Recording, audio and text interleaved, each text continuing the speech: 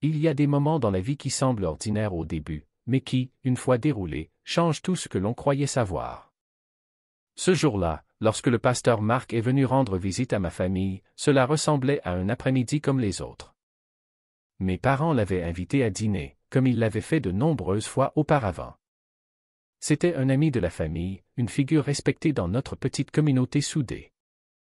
Rien ne semblait particulier à cette occasion, juste une visite amicale. Mais avec le recul, je réalise que ce jour-là a marqué le début de quelque chose qui allait bouleverser ma vision du monde de façon inattendue. Le soleil commençait à se coucher lorsqu'il est arrivé. La lumière dorée passait à travers les fenêtres, baignant le salon d'une lueur chaleureuse. Mes parents l'ont accueilli à la porte, souriant comme toujours, avec des poignées de main amicales. Je me tenais un peu en retrait, observant cette scène familière, mais quelque chose semblait différent. C'était subtil, presque imperceptible. Peut-être était-ce la façon dont son regard s'attardait un peu plus longtemps sur moi lorsque nous avons échangé nos salutations. Ou peut-être que je me faisais des idées. Après tout, le pasteur Marc avait toujours été bienveillant à mon égard, me donnant parfois des conseils sincères et personnels. Pourtant, en le voyant entrer dans la maison, j'avais du mal à me débarrasser de l'impression que son attention était centrée sur moi, même lorsqu'il discutait tranquillement avec mes parents. Les banalités habituelles ont été échangées, discussions sur la météo, les événements récents à l'église, quelques rires. Mais de temps à autre, je surprenais son regard se poser sur moi, insistant, avant qu'il ne détourne les yeux. Cela me donnait des frissons étranges, pas de peur, mais d'un sentiment que je ne pouvais pas vraiment définir. Il y avait une tension dans l'air, et je ne savais pas si j'étais le seul à la ressentir. Je me suis excusé de la conversation, sous prétexte d'aider à préparer le dîner. Mais en réalité, j'avais surtout besoin de reprendre mes esprits. Je suis allé dans la cuisine, le cœur agité, tentant de me concentrer sur le dressage de la table.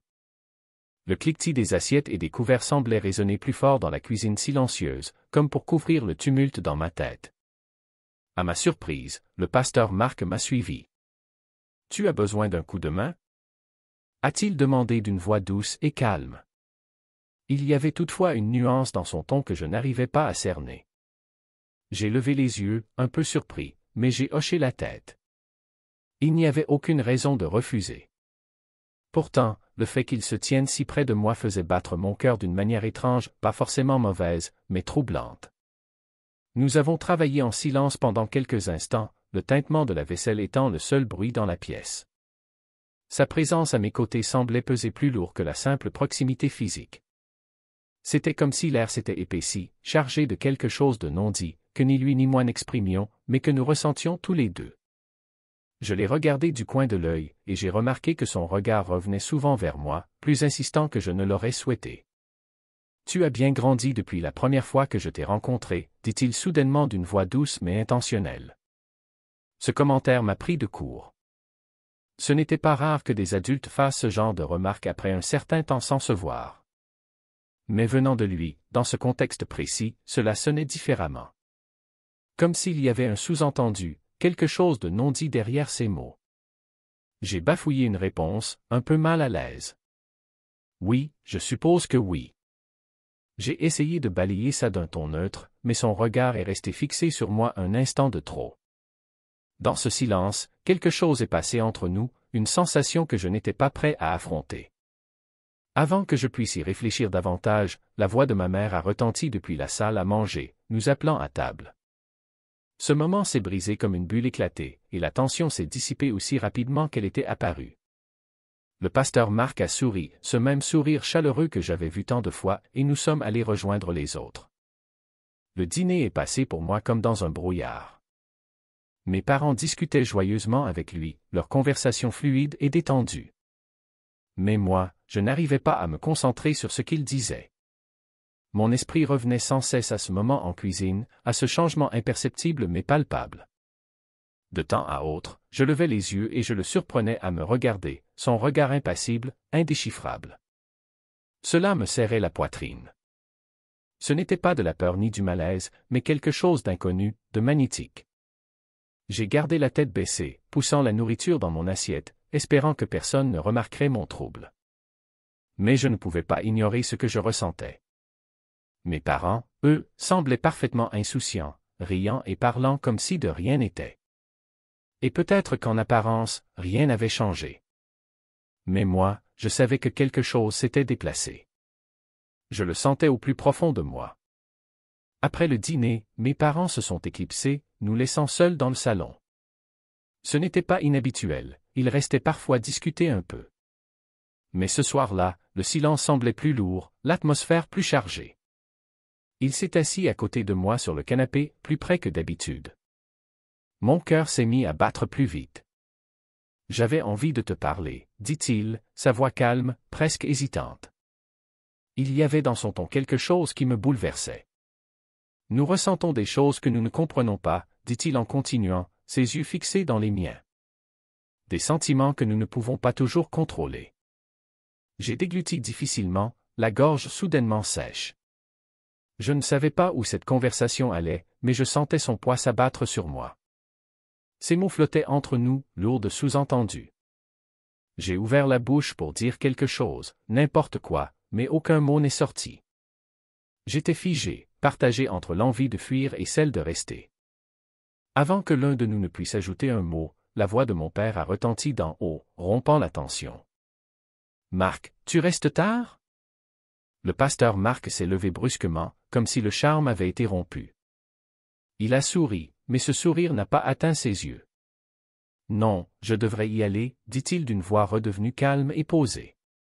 Mais alors qu'il se retournait pour partir, il a jeté un regard en arrière.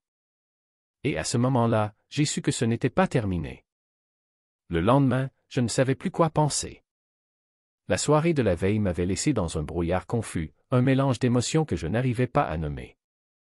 La façon dont il m'avait regardé, les mots qu'il avait choisis, comme s'il y avait quelque chose qu'il n'avait pas dit. Tout cela rendait les choses irréelles. J'ai essayé de chasser ces pensées, me disant que j'exagérais sûrement. Mais au fond de moi, je savais que non. Les jours suivants ont été maladroits. Mes parents, eux, n'ont rien remarqué. Ils parlaient toujours du pasteur Marc comme avant, louant son dévouement, sa gentillesse, sa sagesse. Mais pour moi, chaque fois que son nom était prononcé, quelque chose se réveillait en moi. Je ne pouvais pas m'empêcher de repenser à cette soirée, à son regard, à ses mots, et à cette tension inexplicable. Une semaine s'est écoulée avant que je le revoie. C'était à l'église, pendant le service du dimanche.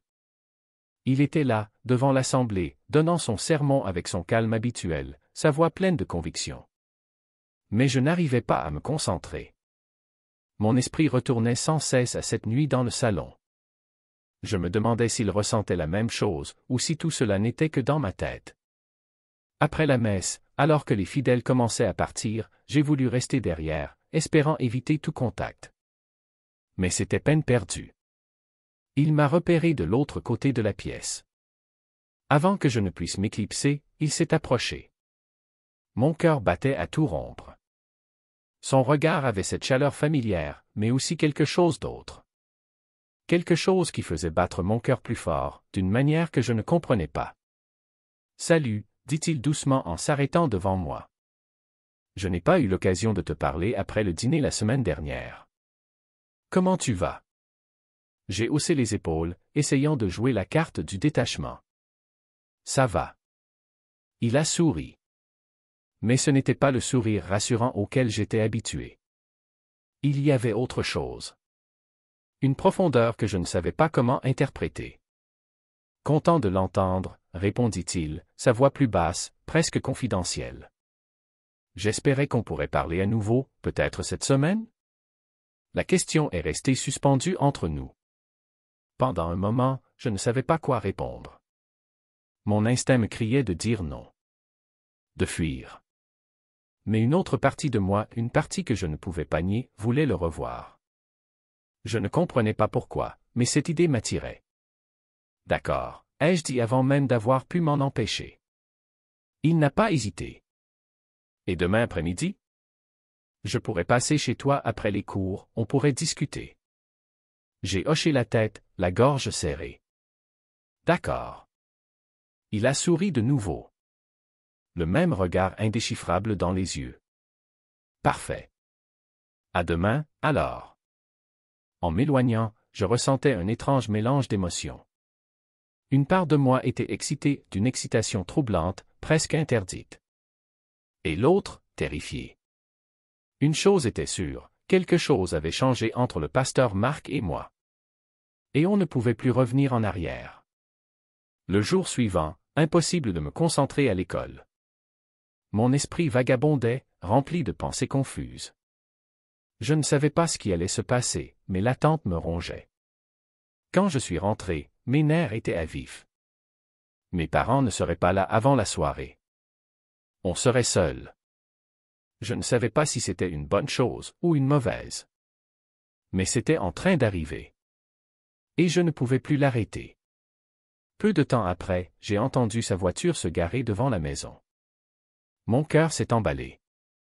Je l'ai vu descendre, baigné dans la lumière du soir. Toujours aussi calme, aussi posé. Pourtant, il y avait dans son allure quelque chose d'invisible, une charge, une intensité que je ne comprenais pas.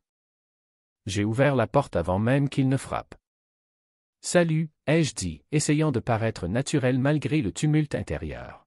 « Salut », répondit-il. Son regard s'est accroché au mien, et pendant un instant, le temps s'est arrêté. À ce moment-là, je ressentis à nouveau cette tension familière entre nous. Elle était épaisse, silencieuse, mais bien présente. Nous nous sommes dirigés vers le salon, le même endroit où tout avait commencé la dernière fois qu'il était venu. Je me suis assis sur le canapé, essayant de me comporter normalement, mais l'air semblait différent. Plus chargé. Plus incertain. Il s'est installé à côté de moi, assez proche pour que je sente la chaleur de son corps, mais pas trop pour que cela paraisse déplacé. Du moins, pas encore. Pendant quelques instants, aucun de nous ne parla. Le silence flottait dans la pièce, lourd de tout ce que nous ne disions pas. Je sentais son regard sur moi, mais je n'osais pas croiser ses yeux. Je ne savais pas quoi dire, ni même quoi ressentir. Tout ce que je savais, c'est que quelque chose était en train de se passer. Quelque chose pour lequel je n'étais pas prêt. Tu étais silencieux à l'église, hier, dit-il enfin, brisant le silence. Sa voix était douce, mais il y avait autre chose. Un sous-entendu qui me fit frissonner. Je haussai les épaules, incapable de lui répondre clairement. J'avais juste beaucoup de choses en tête, murmurai-je. Il hocha la tête, ses yeux toujours rivés sur moi. Je comprends. J'ai ressenti la même chose. Sa manière de le dire me fit battre le cœur un peu plus vite. Il y avait dans son ton quelque chose de plus profond. Ce n'était pas seulement la routine de la vie quotidienne qu'il évoquait. Il parlait de nous. De ce qui se passait réellement entre nous. J'ai beaucoup pensé à cette nuit-là, continua-t-il, presque en chuchotant. À ce que j'ai dit. À ce que je ressens. Mon corps se figea, mon cœur s'accéléra. C'était le moment. Celui qui allait tout changer. Je ne veux pas te mettre mal à l'aise, dit-il avec sérieux. Mais je crois qu'il y a quelque chose entre nous. Quelque chose que je ne peux plus ignorer. Ma respiration se bloqua. C'était réel. Ce n'était pas dans ma tête. Cette tension ressentie n'était pas imaginaire. Elle était partagée. Mais qu'est-ce que cela signifiait vraiment? Je sais que c'est compliqué, ajouta-t-il, cherchant une réaction dans mes yeux. Mais je ne peux pas faire semblant de ne rien ressentir quand je suis près de toi. Je ne sais pas si c'est réciproque, mais je devais te le dire. Je ne savais pas comment répondre. Une partie de moi voulait tout nier, mettre de la distance, faire comme si rien ne s'était passé.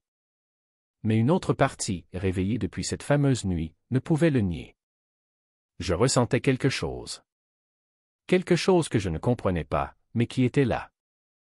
Je ne sais pas quoi dire, murmurai-je. Il ne me força pas à répondre. À la place, il tendit doucement la main, la laissant flotter à quelques centimètres de la mienne, sans la toucher. Ce simple geste suffit à me faire frissonner. Tu n'as rien à dire, répondit-il calmement. Je voulais juste que tu saches. Nous n'avons pas besoin d'aller plus loin si tu n'es pas prêt. Mais je veux que tu saches que je suis là. Et que je tiens à toi, peut-être plus que je ne le devrais. Ces mots flottaient dans l'air, lourds de sens. Je baissai les yeux vers sa main, si proche de la mienne, et je ressentis une force invisible m'attirer vers lui. Même si je savais que c'était risqué, je ne voulais pas qu'il parte. Mais avant que quoi que ce soit ne se passe, le claquement d'une portière retentit dehors. Mes parents étaient de retour. Je m'étais convaincu que je pouvais gérer ce qui se passait entre nous. Que ce que je ressentais n'était qu'une phase passagère. Mais au fond, je savais que ce n'était pas vrai. Chaque regard, chaque silence partagé, chaque instant suspendu nous rapprochait un peu plus d'une frontière invisible. Une fois franchi, impossible de revenir en arrière. La semaine qui suivit son baiser, je me sentais comme dans un brouillard. Tiraillé entre excitation et confusion. Je ne savais pas comment comprendre ce qui s'était passé. Je ne cessais de le revivre dans ma tête, le moment où nos lèvres s'étaient rencontrées, et comment j'y avais répondu, sans la moindre hésitation. C'était comme si quelque chose en moi s'était libéré. Quelque chose que je ne savais même pas enfoui. Mais j'avais trop peur d'admettre à quel point j'avais envie de ressentir cela à nouveau. Ce vendredi-là, mes parents étaient partis voir de la famille, me laissant seul pour le week-end. La maison semblait vide.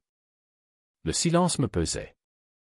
J'avais prévu de me plonger dans mes devoirs, mais je n'arrivais pas à me concentrer. Mon esprit dérivait sans cesse. Je regardais mon téléphone, moitié dans l'attente d'un message de sa part, moitié effrayé qu'il arrive vraiment.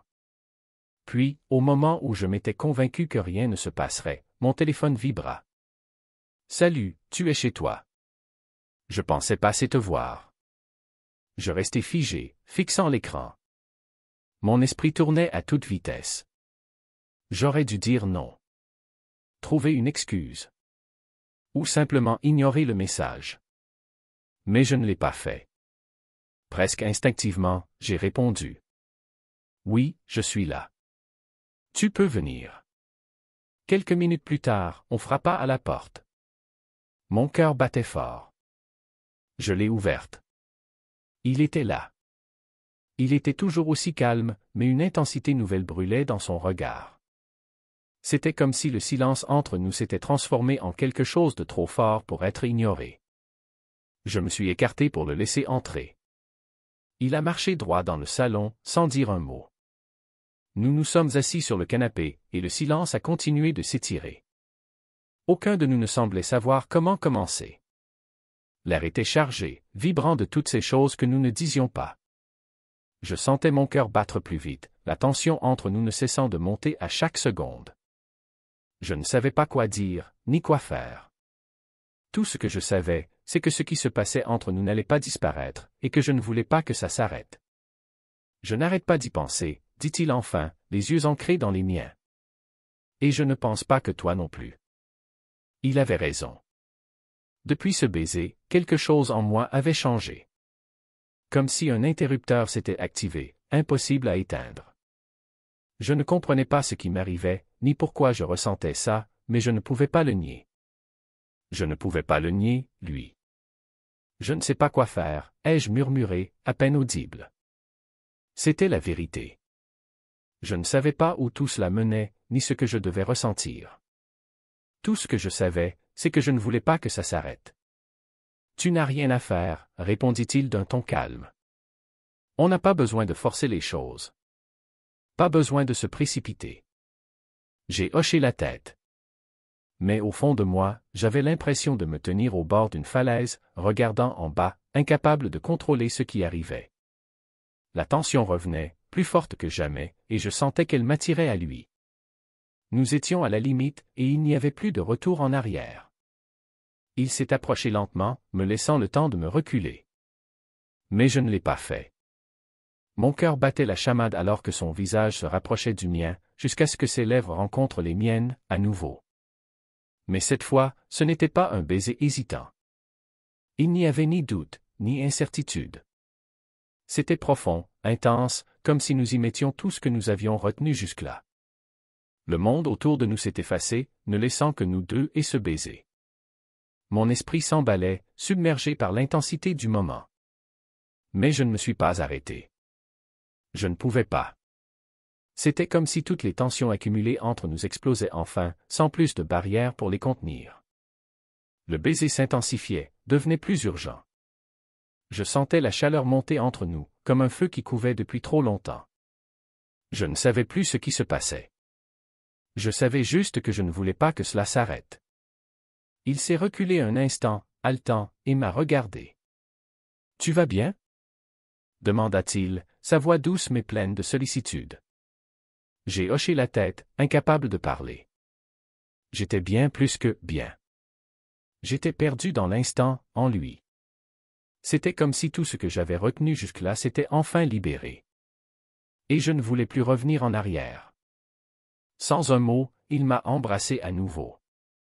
Et cette fois, j'ai répondu avec tout ce que j'avais. Ce n'était plus juste un baiser. C'était un lâcher-prise, une reddition à ce que nous avions construit, à ce que nous avions nié trop longtemps. L'intensité de ce baiser m'a coupé le souffle. Je me suis rapproché de lui, me laissant emporter par cette force invisible. C'était profond, intense, et c'était tout ce que j'avais hanté de fuir. Je sentais sa respiration mêlée à la mienne, la chaleur de sa présence m'envahissant. La tension explosa entre nous dans une énergie brute que rien ne pouvait contenir. Nous sommes restés ainsi, longtemps, totalement absorbés l'un par l'autre, perdus dans l'instant. Le monde autour avait disparu.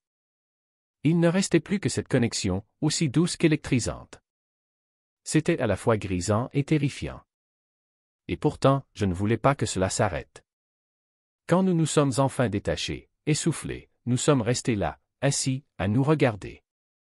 Le poids de ce qui venait de se passer planait entre nous comme un brouillard dense. Aucun mot n'a été prononcé. Mais il n'y en avait pas besoin. Le silence disait tout. « Je ne sais pas ce que ça signifie, » dit-il doucement, brisant enfin le silence. « Mais je ne regrette rien. » J'ai hoché la tête, encore sonné. Moi non plus, je ne savais pas ce que ça voulait dire. Mais je ne regrettais rien. Pas une seconde. On trouvera une réponse, poursuivit-il. Sa voix était calme, mais chargée d'émotion. Je ne sais pas comment, mais on le fera. Et pour la première fois depuis que tout cela avait commencé, un sentiment de paix m'a envahi. Peut-être qu'on y arriverait. Peut-être pas. Mais à cet instant, cela n'avait aucune importance. Tout ce qui comptait, c'était que nous étions là. Ensemble. Et que nous avions enfin cessé de fuir ce que nous ressentions. Alors que nous restions assis, la réalité de ce qui s'était passé s'imposa peu à peu. Nous avions franchi une limite. Une ligne qu'on ne pouvait plus effacer. Mais je ne voulais pas revenir en arrière. Je ne voulais pas prétendre que rien de tout cela n'était réel. Parce que ça l'était. Le silence qui suivit était plus lourd que tout ce que j'avais connu. Ce n'était pas gênant, ni vraiment paisible non plus. C'était simplement réel. Il y a ce silence. Celui qui flotte dans l'air quand quelque chose de monumental vient de se passer. Quand aucun des deux ne sait quoi dire ensuite. Nous étions assis côte à côte, sans nous toucher, sans parler. Le poids de ce qui venait de se produire s'était installé entre nous. La pièce semblait plus petite, plus intime, et pourtant plus vaste aussi. Comme si le monde s'était élargi pour inclure un secret que nous seuls partagions. Je n'arrivais pas à croiser son regard. Je ne savais pas pourquoi. Tout ce qui s'était passé entre nous semblait irréel, presque comme un rêve dont je n'étais pas sûr de vouloir me réveiller. L'intensité de ce moment. La façon dont tout s'était déroulé me laissait à nu, exposé d'une manière à laquelle je ne m'attendais pas. Mais maintenant? Que devait-il se passer ensuite? La question occupait tout l'espace dans ma tête, mais je n'avais pas le courage de la poser. C'est le pasteur Marc qui rompit le silence. Sa voix calme et posée, comme toujours, semblait venir de loin, bien qu'il fût assis juste à côté de moi. Je sais que ce n'est pas quelque chose que l'un de nous avait prévu, dit-il doucement. Mais on ne peut pas l'ignorer. Ce qui s'est passé, ça change tout. Il n'avait pas tort. Rien ne serait plus jamais comme avant. Les limites qui, autrefois, nous paraissaient si claires étaient désormais brouillées, méconnaissables. On ne pouvait plus faire semblant. J'ai dégluti avec difficulté, toujours incapable de répondre. Une part de moi voulait acquiescer, reconnaître que oui, les choses avaient changé. Mais une autre part était pétrifiée. Qu'est-ce que cela signifiait, pour lui? Pour moi? Pour nous? Je ne sais pas quoi dire, mais bon sang, c'était incroyable, avouai-je dans un murmure à peine audible. C'était une réponse faible, je le savais, mais c'était tout ce que j'avais. J'étais perdu dans une mer d'émotions que je ne savais pas comment traverser. Il hocha la tête. Je sais. Mais écoute, on a besoin de temps. Pour comprendre, pour digérer tout ça. Ces mots étaient doux, mais lourds de vérité. Je ne vais pas te forcer à quoi que ce soit, ajouta-t-il. Je veux que tu saches qu'on n'a pas besoin de prendre de décision tout de suite. Mais il faut qu'on soit honnête avec nous-mêmes sur ce que c'est. Voilà. La vérité non dite était suspendue entre nous comme un brouillard épais. Ce que c'est. C'était à la fois une affirmation et une question. Et je n'avais pas de réponse. Je n'étais même pas sûr qu'il en ait une non plus. Mais une chose était claire, une ligne avait été franchie. Et il n'y avait pas de retour en arrière possible. La seule issue était d'avancer. Mais ce chemin-là était flou, incertain. Je n'aurais jamais cru ressentir ça, dit-il soudainement, brisant une fois de plus le silence. Pour toi, ou pour qui que ce soit. C'est nouveau pour moi aussi. Je l'ai regardé pour la première fois depuis que tout s'était arrêté. Je l'ai vraiment regardé. Et dans ses yeux, j'ai vu le conflit. Il n'était pas aussi maître de lui qu'il le prétendait. Je pouvais lire la lutte sur son visage. La difficulté à concilier ce qui venait de se passer avec tout ce en quoi il avait cru jusqu'ici. Mais il y avait autre chose dans son expression. Quelque chose de plus profond. Une vulnérabilité que je n'avais pas anticipée. Et ça m'a serré le cœur. Il n'était plus seulement mon pasteur. Il n'était plus cette figure d'autorité que j'avais en respecté. Il était une personne. Comme moi. Essayant de donner un sens à des émotions qui ne rentraient pas dans les cases du monde que nous connaissions. Il esquissa un petit sourire, presque triste. La vie a une drôle de manière de nous jeter dans des situations pour lesquelles on n'est pas prêt, pas vrai? J'ai hoché la tête, incapable de parler. Mon esprit tournait encore à toute vitesse. Mais ces mots, sa présence calme et rassurante, faisaient que ce chaos intérieur semblait un peu plus supportable. Même si je n'avais pas toutes les réponses. Même si je ne savais pas ce que l'avenir nous réservait. Je savais une chose, je n'étais pas seul. Nous sommes restés là, dans un silence nouveau. Ce n'était plus un silence lourd. C'était un silence chargé de compréhension, de confusion partagée, de découverte. Nous avions franchi une ligne. Mais nous étions maintenant de l'autre côté. Ensemble. Après ce qui sembla une éternité, le pasteur Marc se leva lentement. Je devrais y aller, dit-il doucement. Tu as besoin de temps pour réfléchir, moi aussi. Je ne l'ai pas contredit. Je ne lui ai pas demandé de rester. Même si une part de moi en avait envie. Il avait raison. Nous avions besoin de temps. Pour comprendre ce qui s'était passé. Et ce que cela signifiait pour l'avenir. Il marcha jusqu'à la porte, s'arrêta juste avant de l'ouvrir. Il se retourna vers moi, une dernière fois. Et dans ses yeux, je vis le même tiraillement que je ressentais. On se reparle bientôt, dit-il. Ce n'était pas une question. Plutôt une promesse discrète. J'ai hoché la tête, incapable de formuler une réponse. Puis, sans un mot de plus. Il est parti. Tout ce qui venait de se passer repassait en boucle dans mon esprit, le baiser, l'intensité de l'instant, la manière dont nos émotions avaient débordé, incontrôlables. C'était si vif, si clair dans ma mémoire, et pourtant, cela ressemblait à quelque chose venu d'un autre monde.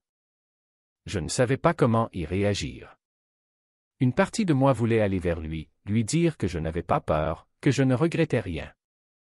Mais une autre partie, encore en train de chercher du sens à tout cela, me conseillait d'attendre, de prendre le temps de respirer, de réfléchir. C'était étrange de rester là, seul, dans cette pièce où tout avait changé. Le poids du moment semblait encore flotter dans l'air, comme si les murs eux-mêmes l'avaient absorbé. Je pouvais encore ressentir la chaleur de sa présence, ce que nous avions partagé quelque chose de profondément personnel, d'inattendu. Mais au fil des heures, l'intensité du moment a commencé à s'estomper, laissant place à une prise de conscience silencieuse, ce n'était pas seulement ce baiser, ni même cette explosion d'émotions. C'était tout ce qui avait précédé. Des mois de tension, une connexion non dite qui couvait sous la surface depuis si longtemps. C'était plus grand que nous. Et ce n'était pas quelque chose que l'on pouvait comprendre en une seule conversation, ni en une seule journée. Il allait falloir du temps. Du temps pour comprendre. Du temps pour accepter. Et du temps pour trouver notre chemin.